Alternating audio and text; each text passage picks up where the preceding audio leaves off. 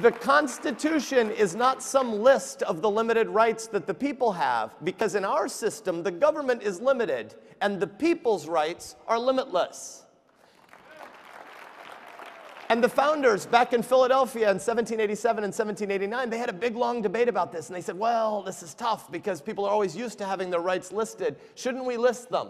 And they said, no, we will not list them. We will not put the rights in the document. Because if we put the rights in the document, at some point the list will end, and people will assume that is the end of their rights. And so there was a picture that they had in their mind. Imagine a tiny little island surrounded by a giant ocean.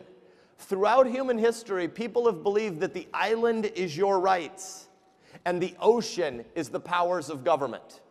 And the American founders said this picture is exactly backwards, because the island is the little set of enumerated powers that we the people give the government, and the ocean is the limitless rights of people who were created with dignity.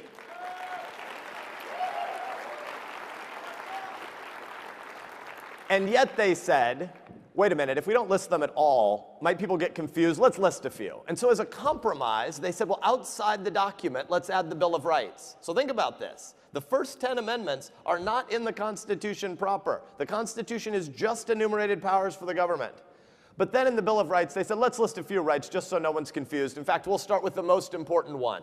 We'll rank order them. Okay, what should we list first? Let's list the most important thing. What's listed first?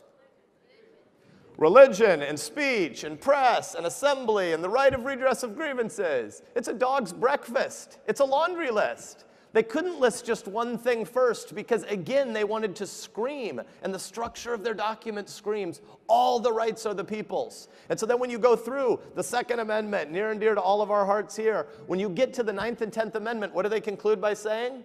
There's no end to this list. The 9th and 10th Amendments say, any right not listed here is still a right for the people. And any power not given to the federal government here is still a power that the federal government doesn't have.